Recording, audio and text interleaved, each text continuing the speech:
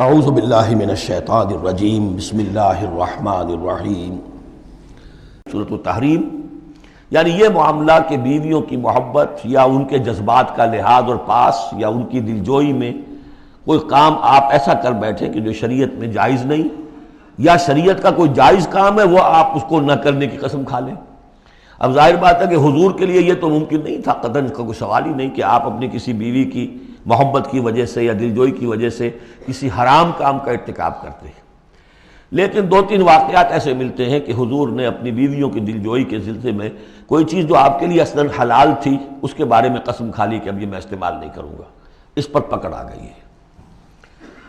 یا ایھا النبی لم تحرم ما احل اللہ لک، اے نبی صلی اللہ علیہ وسلم کیوں آپ حرام ٹھہرا رہے ہیں اپنے اوپر وہ شے جو اللہ نے آپ کے لیے حلال کی ہے۔ تبتغی مرضات ازواجک، کیا آپ چاہتے ہیں اپنی بیویوں کی رضا جوئی؟ واللہ غفور الرحیم۔ اب دیکھیے یہ تیور بتا رہے ہیں اللہ تعالیٰ کی جو یہ ناپسندیدگی۔ یا ایھا النبی لم تحرم ما احل اللہ لک تبتغی مرضات ازواجک واللہ غفور الرحیم۔ اللہ غفور الرحیم ہے، اللہ نے معاف فرمایا، اللہ نے آپ کی خطا سے درگزر کیا۔ قد فرض اللہ لکم تحلۃ ایمانکم، اللہ تعالیٰ نے تمہارے لیے ایسی قسموں کا کھول دینا جو ہے اس کا راستہ معین کر دیا ہے۔ فرض میں یہ بھی سمجھا گیا، لازم ٹھہرایا ہے، یعنی کوئی غلط قسم کھا لی ہے تو اس فرض ہے کہ اسے توڑ دیا جائے، لیکن توڑنے کا کفارہ ہے، ایسے نہیں توڑ دیا جائے گا۔ وہ بھی پوری آیت جو ہے وہ سورہ مائدہ کے اندر آ چکی ہے، گویا کہ اب آپ یہ اپنی قسم توڑیے اور وہ کفارہ ادا کیجیے۔ واللہ مولاکم، اللہ تمہارا مولا ہے، مددگار ہے، پشت پناہ ہے، وہو العلیم الحکیم، اور وہ سب کو جاننے والا ہے، کمال حکمت والا۔ وَإِذْ أَسَرَّ النَّبِيُّ إِلَىٰ بَعْضِ أَزْوَاجِهِ حَدِيثًا، اور جب نبی نے صلی اللہ علیہ وسلم اپنی بعض ازواج، اپنی کسی زوجہ محترمہ کو کوئی بات بتائی، اسرہ اسرار سے، خفیہ طور پر، راز کے طور پر۔ میں ان تفاصیل میں نہیں جا رہا کہ واقعات کیا تھے ورنہ بہت دیر لگ جائے گی، بات سمجھنی چاہیے، باقی یہ کہ آپ تفسیروں میں دیکھ سکتے ہیں۔ تو آپ نے کوئی بات اپنی کسی ایک زوجہ محترمہ کو بتائی اور کہا دیکھو یہ کسی اور سے کہنا نہیں، یہ میرا راز ہے۔ فلما نبأت بہ، جب انہوں نے اس کو ظاہر کر دیا۔ عورتوں کے کہتے ہیں پیٹ ہلکے ہوتے ہیں اس معنی میں کہ راز رکھنے اپنے پاس، بہت سے مرد بھی عورتوں کی طرح کے ہوتے ہیں، ان سے کوئی چیز چھپائی نہیں جاتی، نہ ہر زن زنست نہ ہر مرد مرد، لیکن یہ کہ عام طور پر یہ عورتوں کی کمزوری شمار ہوتی ہے۔ تو ازواج مطہرات سے بھی اس کا صدور ہوا ہے۔ فلما نبأت بہ، جب انہوں نے اسے ظاہر کر دیا، وأظہرہ اللہ علیہ، اللہ تعالیٰ نے اپنے نبی کو صلی اللہ علیہ وسلم سے مطلع فرما دیا کہ وہ راز نہیں رہا ہے، راز آپ کی ان اہلیہ نے فاش کر دیا ہے۔ عرف بعضہ، تو حضور نے کچھ تو ان کے سامنے ظاہر کر دیا، وأعرض عن بعض، بات پوری ان کو نہیں بتائی، بعض جو ہے روک لی۔ فلما نبأہ بہ، تو جب انہوں نے حضور نے صلی اللہ علیہ وسلم ان کو بتایا، قالت من انباک ھذا، اب ایک طرز عمل تو یہ ہوتا ہے کہ فوراً ندامت ہوتی کہ ہاں حضور مجھ سے غلطی ہو گئی، میں واقعتاً آپ کا راز جو ہے وہ میں رکھ نہیں سکی اور مجھ سے بے دھیانی میں، بے خیالی میں بات نکل گئی۔ ایک دوسرا یہ ہے من انباک، آپ کو کس نے بتایا؟ یہ انداز جو ہے، دیکھیے عام بیوی عام شوہر کے درمیان اس میں کوئی حرج نہیں، لیکن جیسا کہ سورہ حجرات میں ہم پڑھا ہے، اعلموا، جان لو اچھی طرح، ان فیکم رسول اللہ، اے عائشہ، اے حفصہ، یہ تمہارے شوہر ہی شوہر نہیں ہے، یہ اللہ کے رسول ہیں۔ طرز عمل تمہارا جو ہے ان کے ساتھ بہت محتاط ہونا چاہیے، بہت محتاط ہونا چاہیے۔ من انباک، آپ کو اس نے بتایا؟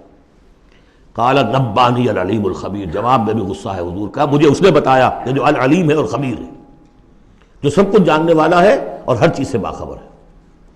اب یہ اللہ تعالیٰ کی طرف سے آ رہا ہے، اس کی تعبیر میں اہل تشیع ایک انتہا کو نکل گئے، ہمارے عام مفسرین نے بھی انہی کی روش اختیار کی ہے، لیکن مولانا حمید الدین فراہی رحمۃ اللہ علیہ کا میں کم از کم اپنی ذات پر بہت بڑا احسان سمجھتا ہوں کہ جو انہوں نے تعبیر کی ہے، اور وہ عربی زبان کا جو اسلوب ہے اس کے اعتبار سے 100% درست ہے۔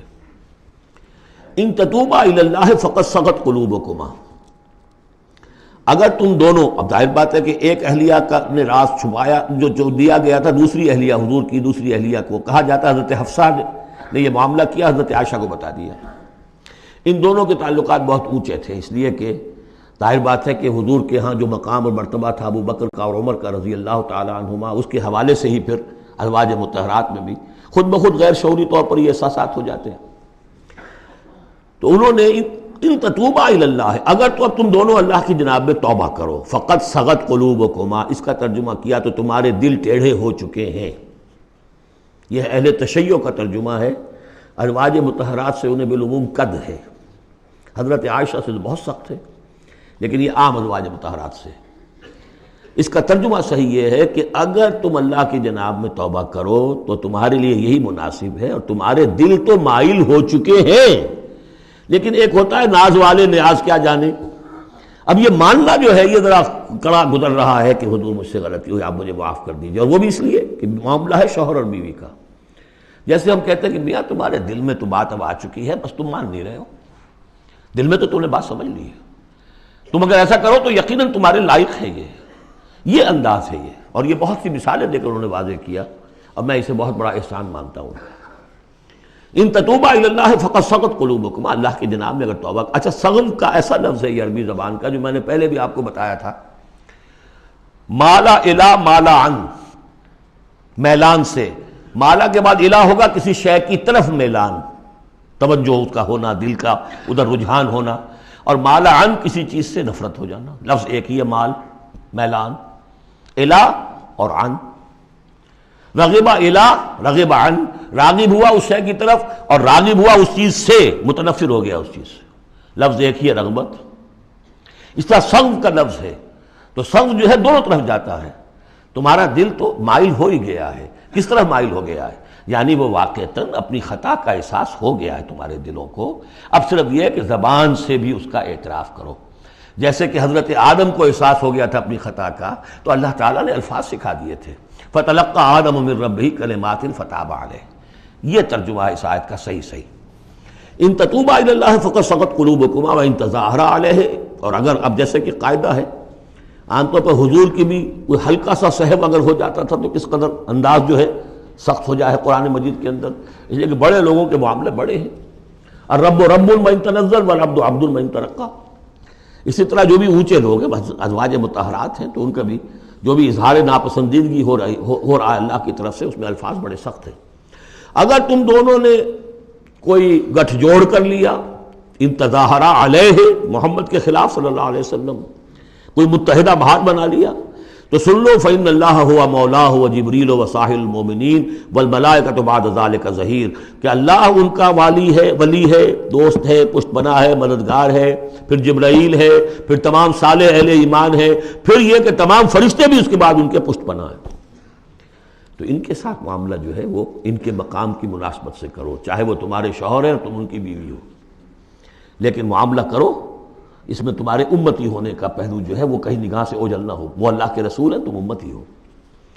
عسیٰ ربہ، ابھی اور سختی آ رہی ہے، امید ہے کہ ان کا رب ان طلقکن، اگر تم سب کو طلاق دے دے، ان یبدلہ ازواجا خیرا منکن، کہ بدل دے تم سے کہیں بہتر بیویاں ان کو عطا کر دے، مسلمات مومنات قانتات تائبات عابدات سائحات ثیبات وابکارا۔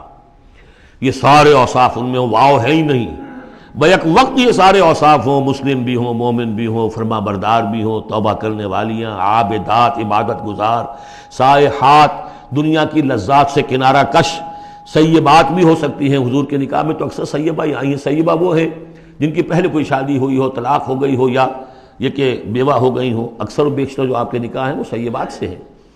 وہ ابکارا، اور کنواری بھی، تو ایک غالباً جہاں تک مجھے میرا ذہن ہے صرف ایک حضرت عائشہ صدیقہ ہے رضی اللہ تعالی عنہ کہ جو کنواری حیثیت سے آئی ہیں حضور کے نکاح میں، باقی سب کی سب سیبات تھیں۔ یہ تو ہو گیا ایک خاص معاملہ عائلی زندگی سے متعلق۔ حاصل کیا ہوا کہ وہ معتدل معاملہ رکھو، حقوق الزوجین اپنی جگہ ہیں، فرائض الزوجین اپنی جگہ ہیں، اللہ کے حقوق اس سے بالا ہیں، ان کو اوپر قائم رکھو، اور اس کے تحت جو ہے جو بھی اللہ نے حقوق معین کر دیے، فرائض معین کر دیے، ان کو ادا کرو۔ لیکن یہ کہ ادھر اگر ہو گیا معاملہ تو بھی سلیقے سے ہو، بات نہیں بن رہی ہے، اگر رخصت کرنا تو شرافت کے ساتھ، اس کے یہ قواعد و ضوابط ہیں، اور اگر ادھر جانا ہے تو روکو اپنے آپ کو کہ کہیں ان کی محبت، یا ایھا الذین آمنوا ان من ازواجکم واولادکم عدوا لکم فاحذروہم، تو ڈرو ایسا نہ ہو کہ ان کی محبت جو ہے وہ تمہیں کسی غلط راستے پر لے جائے۔ صدق اللہ العظیم۔